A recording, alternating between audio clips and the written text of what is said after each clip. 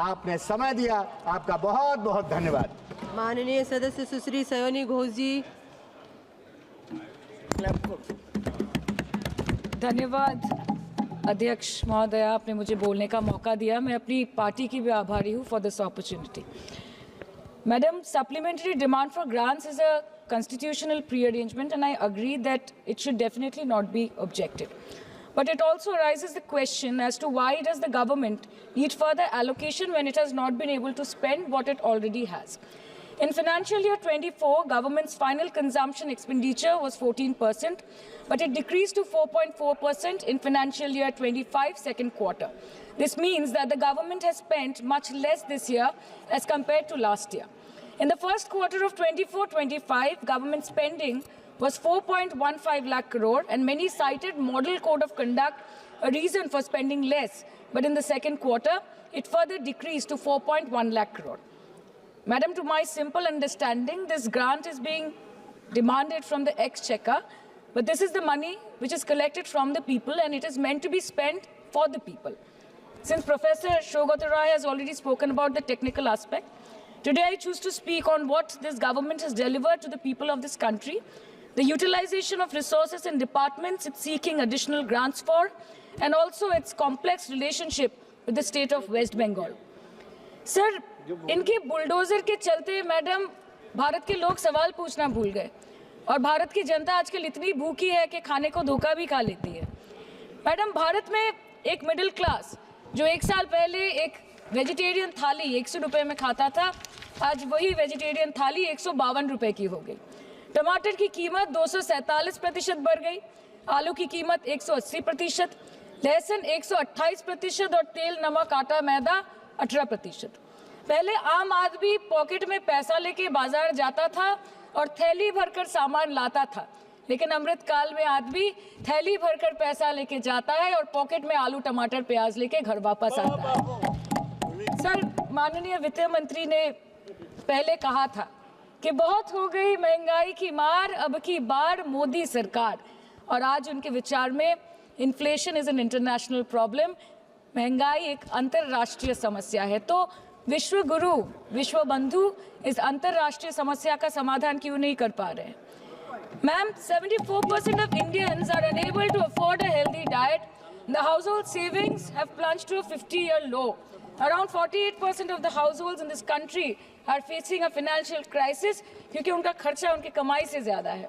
The economic inequality in India is a 100-year high.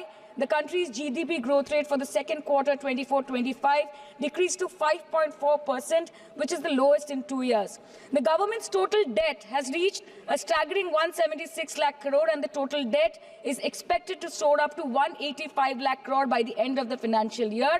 आज आपके उधार की वजह से हर हिंदुस्तानी पर 1.25 लाख का बोझ चढ़ गया, और आप उनकी मजबूरी को अपनी ताकत समझते हैं। बंगाल में ऑल इंडिया तृणमूल कांग्रेस की प्रदेश युवा अध्यक्ष होने के नाते मुझे हर दिन कई नौजवानों से बात करनी पड़ती है। वो मुझे ये पूछते हैं कि मोदी जी ने हर साल 2 करोड़ नौकरी का वादा किया था, अर्थात 10 साल में 20 करोड़ नौकरी। उन नौकरियों का क्या हुआ, उन वादे का क्या हुआ? मैं बस उन्हें यही कह पाती हूँ कि पत्ते तो झड़ते हैं, उठाता है कोई कोई, वादे तो सभी करते हैं, निभाता है कोई कोई। Ma'am, as per the latest report by CMIE, the unemployment rate has risen to 9.2% in June 2024 as compared to 4.9% in 2013-2014. Female unemployment rate is much higher at 18.5% in June 2024 as compared to 7.7% in 2013-14. Around 37% of working women are unpaid. In rural areas, this figure is at a horrific 43%. प्रधानमंत्री जी बोलते हैं सबका साथ, सबका विकास, सबका विश्वास। अगर ऐसा ही है तो भारत के लोग आज देश छोड़ के क्यों जा रहे हैं? 2018 से लेके 2023 के बीच 6,70,000 भारतीय ने अपनी नागरिकता त्याग दी। सिर्फ 2022 में ये संख्या करीबन 2,25,000 की थी। In 2022 alone, 7,500 high net worth individuals with a net worth of more than 8.3 crore or more left India. नवंबर 2022 से सितंबर 2023 सिर्फ 10 महीने में 96,917 Indians were arrested attempting to cross the United States illegally. Modi ji कहते हैं कि वो सबके साथ है, मगर ये आंकड़े बोलते हैं जो सबका होता है वो किसी का नहीं होता।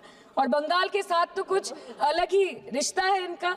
The relationship is that of quid pro को, ठुकरा के मेरा प्यार मेरा इंतकाम देखेगी। मतलब वोट है तो नोट है और वोट नहीं तो नोट नहीं।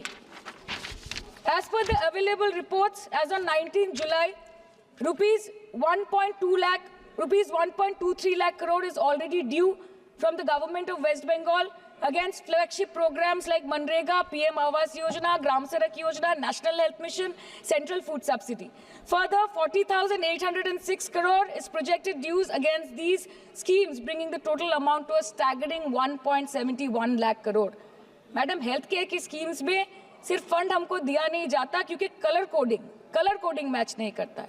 सो आप सबका साथ सबका विकास जो बोलते हैं, is it hinging on colour coding?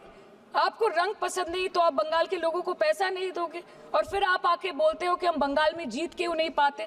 Ma'am, this is the reason, this step motherly attitude, जिसके लिए बंगाल के लोग हर बार इनको बड़े बड़े रसगुल्ला खिलाकर वापस दिल्ली भेज देते हैं।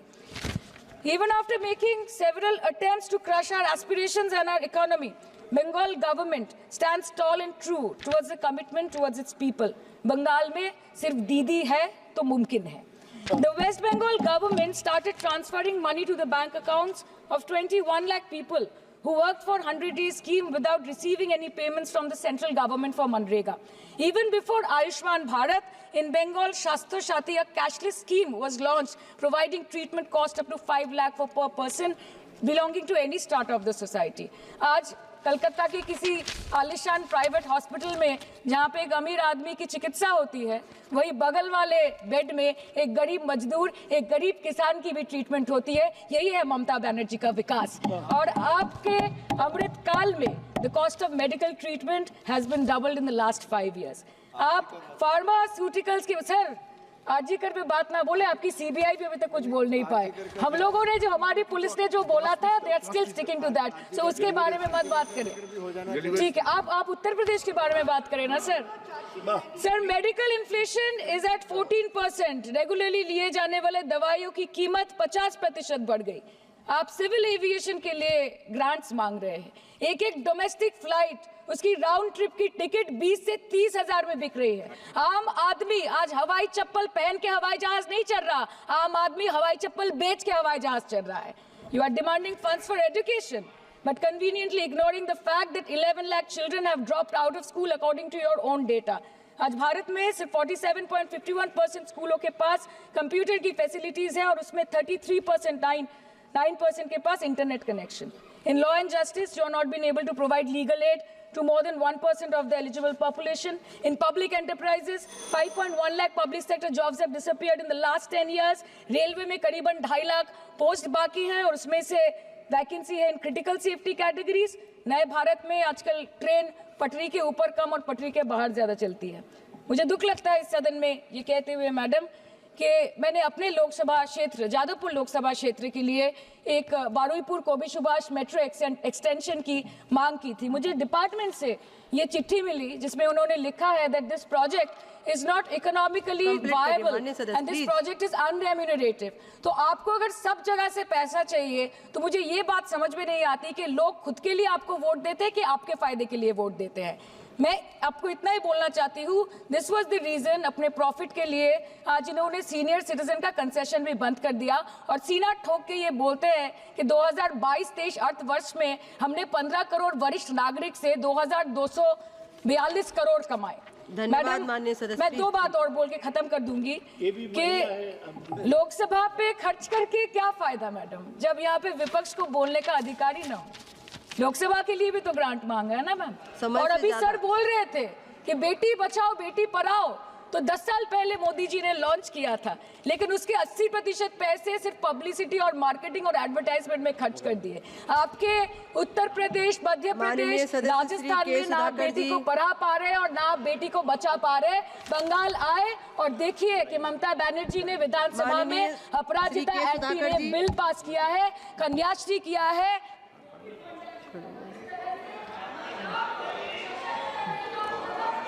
Thank you, madam.